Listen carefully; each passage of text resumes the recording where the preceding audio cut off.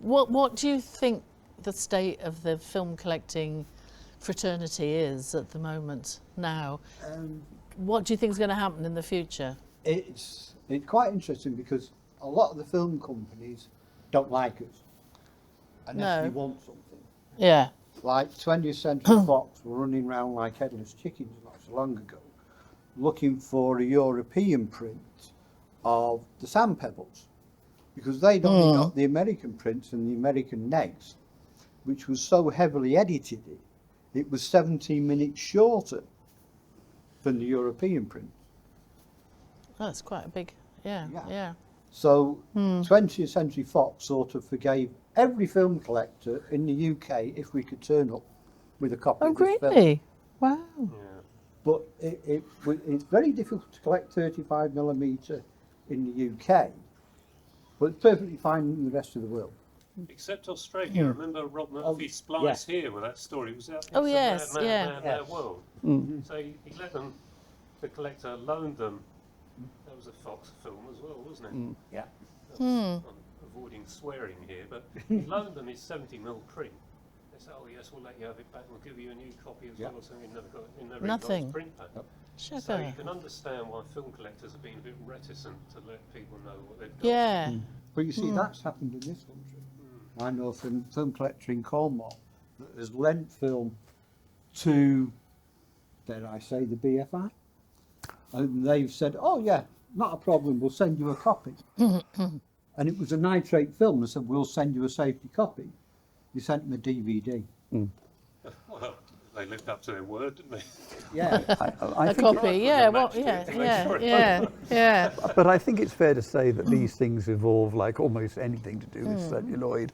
I mean, I guess there'll be people here who remember that period in probably the 70s. Yes, it was the 70s, where the what used to be the KRS, the Kinematic Renter Society, suddenly got rather sort of bashed the collector. Got the police involved with conspiracy charges. Bob Monkhouse was the best known victim of that. Now that seems to have faded away, generally speaking. The trouble is, I mean, you try and deal with something like Studio Canal, it seems to be run by teenagers. I mean, they don't know anything about the technicalities or the history, or it's just a sort of nice money-making asset. And just squeeze as much as you can out. Don't give someone like Neil Cronin an opportunity of releasing some of these gaps in our collections. And when I say our collections, I mean material that you might like for your home. But my own experience, and it's also a Can I just let the audience know, by Noel Cronin, you meant the guy from Talking Pictures? Yeah. Yeah, that's the chap. Yeah, brilliant. Yeah, good chap. And well, they're all good. They're all good. And Sarah, can I just Neil. give another plug then? I do voluntary work with the British Entertainment History Project, and we're going to interview Noel in a couple of weeks' time. Oh, well, jolly good. Yeah. Yeah, should No, be good. he's a good guy, and he's been in the business, well, probably more than most of us put together, I should think.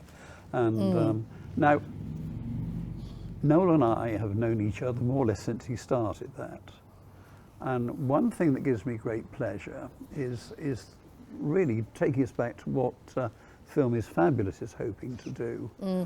On numerous occasions, I have managed to help with some of the restorations with celluloid material in my collection.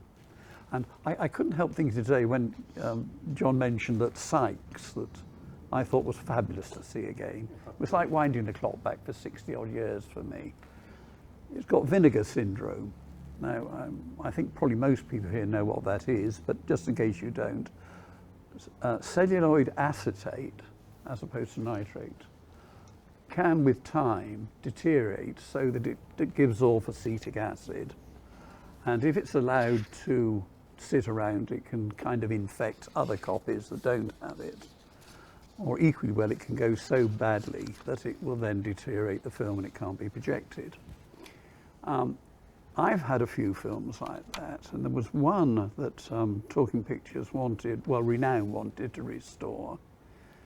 And I remember I had to wrap this 16mm up, almost hermetically seal it, and make sure that it wasn't rejected by the carrier. And Smell it was, like fish and chips. yeah, in it there. does, like yeah. fish and chip shop, yeah. but very heavy. And they used about a quarter of my print of this film to successfully restore a film that was made the same year that I was, 1949. Oh, And it's a film that should never have been lost, but apparently it was. Yeah.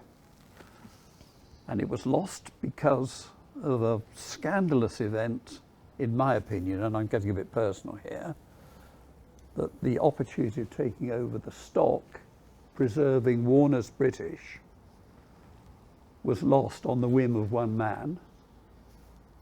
And then a few years later, this fabulous film, made in 1949, that got praise from the public, the critics and everything. No one could find a copy of it. wow. But you had, Yeah, with vinegar. yeah. What can Film is Fabulous do to help make things better for everybody? Well, I think I'm tempted to suggest that they're already doing it. But I think they need to sort of pull in support and assistance from all over so that what they're doing can be magnified to a greater and, if you like, faster extent. Yeah. Because time's on Yeah, our side.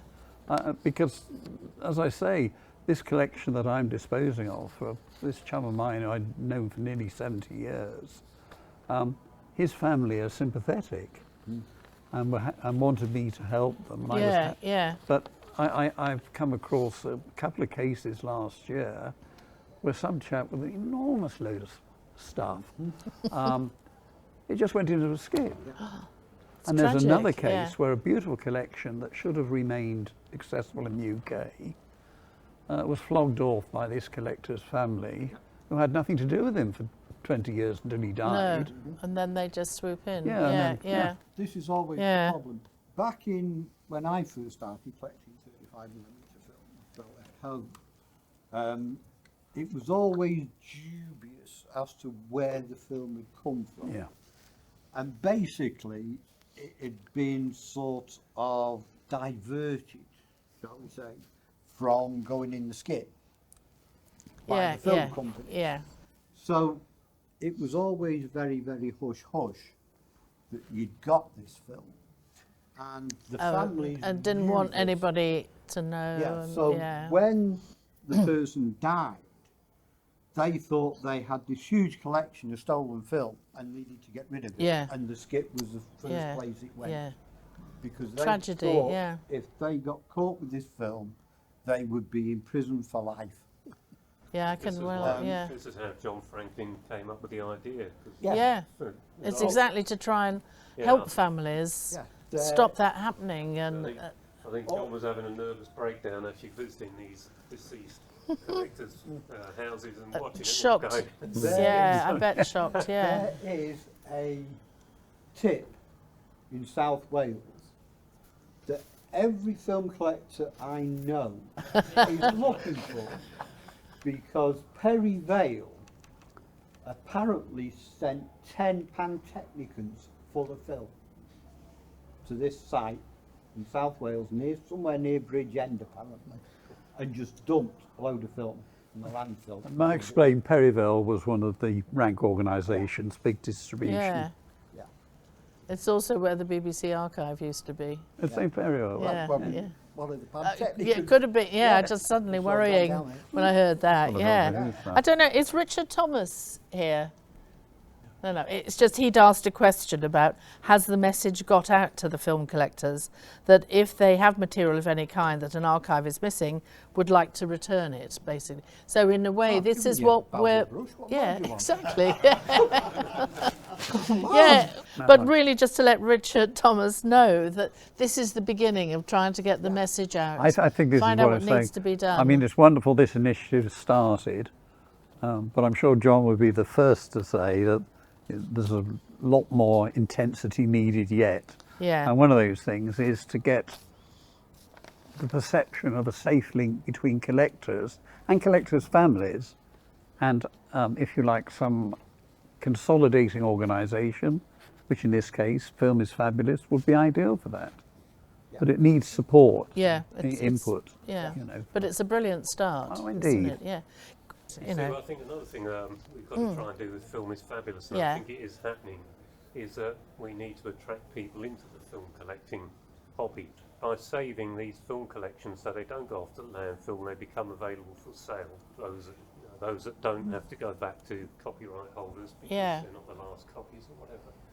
That's something that's important. So if we can get new people along to these events to see what fun it is, and it's not only the films, but to get to play with some of this equipment, it's just wonderful. Yeah. And that's half the appeal. For me, it's film. We Yeah. have a really good idea called Film is Fabulous, because it is, and it's fun. And I think, John, did you say agreeable tingle? Possibly. Yeah, I know exactly what he means, because over the years I can't get enough of it. But quite often I can't get enough of the same film.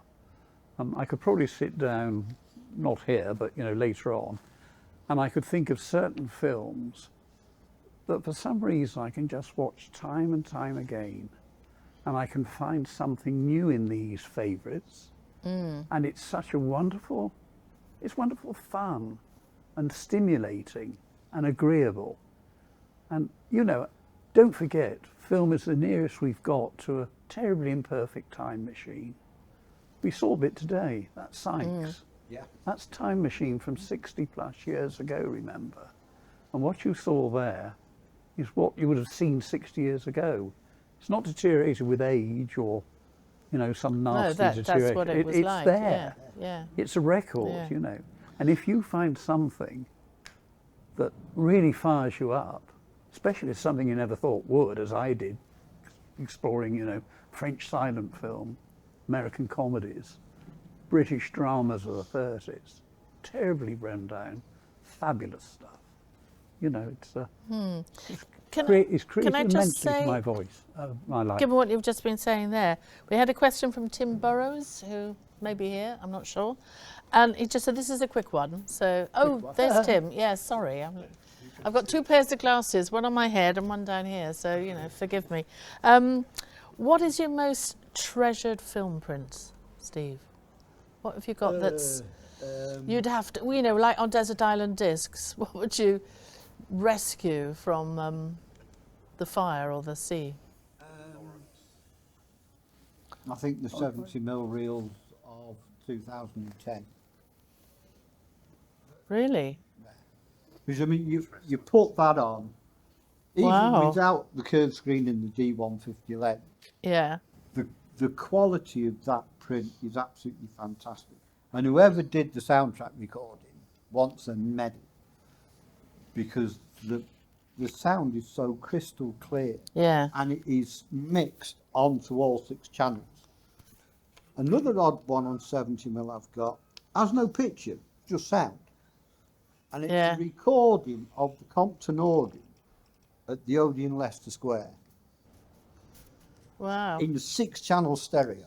This is magnetic, all of this. Yeah, isn't it? and Yeah. you close your eyes and you might as well You could be there. in the Wow, building. wow. Got the ambience of it. Yeah. Oh, yeah, absolutely beautiful. Patrick, your most God. treasured. Well, I can only give you the answer today, because it'll It be might a be different different. one tomorrow. Yeah, you'll see something else and... But probably they're both. Well, I'm going to go for a couple of Technicolor prints. I mean, if I lost some black and white silent dramas, I'd be devastated. Mm-hmm. But the two films I go back to time and time again are Lawrence of Arabia and The Life and Death of Colonel Blimp. Oh, wow, yes. And that yes. gives us David Lean and Michael Powell. Yeah. And, I met Powell once, and he's a cantankerous old bugger, clearly. Thought a lot of himself. Yeah, yeah. But, in terms of a cinematic craftsman, and Lean, and again, I think he was a bit of a challenge too at times. Just to see this wonderful presentation on the screen. And I'm going to moan about Oppenheimer again, because everything those two films are, Oppenheimer wasn't. I consider as a piece of film assembly, it's lousy. And I'm sorry, no one agrees with me. Well, very few people agree with me. And well, 1 minute. Richard and we were talking to someone the other day about Oppenheimer, and he had a Nolan? no, Should have been. but he had a very low opinion of it. I wouldn't go and see it because it's too I won't say who though.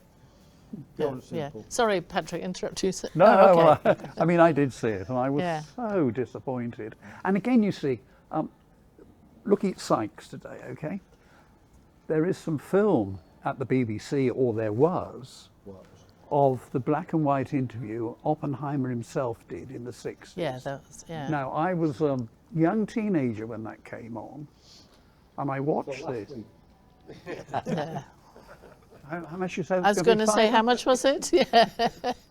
And I watched this, and it was just a sort of potentially boring old BBC documentary. And I watched this guy, and I thought, I just can't get it, because he looked like chap next door, or ordinary sort of chap. He had a crew cut, and yet the way he was speaking. Now, hopefully, that's still somewhere, because that's my bit of imperfect time machine history. And that's what film, cinema, TV, video, that sort of media does. Yeah. John, last word to you. What's your most treasured I mentioned piece? my lifetime obsession with Alien, and Yeah. funny, Steve, Simon and I have all got a 35mm print of the so-called director's cut of Alien from 2003. Wasn't Ah. it? And so we all then went to say, oh, I've got a 35mm of Alien. We all had the same print, didn't we? So but as much as that's a treasure, the actual treasure is actually when Duran released full length on Super 8 in scope Alien. Yeah, And no, that they. was 1991, was it, that came out? Oh, incredible. I started Yeah. sailing like a print. And it took a while, and yeah, £300, but what a Blimey, yeah. and that was Yeah. It's a chunk now, isn't it? 30 years ago. Yeah. But What were you a going to treasure say? to have that. One of, So- one of the things I want to say about film itself Yeah. is back in late 60s, early 70s, when we were still had roadshows, there's no feeling for a projectionist like myself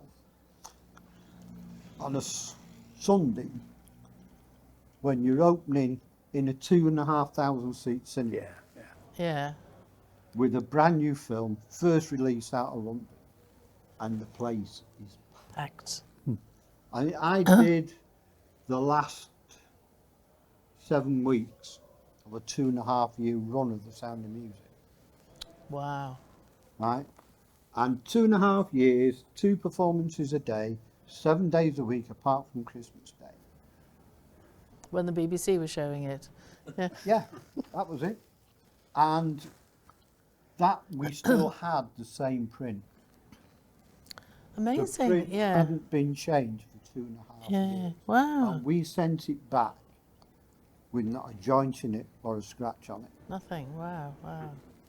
But nowadays, when cinema stopped showing film, the life of a print was about 6 weeks.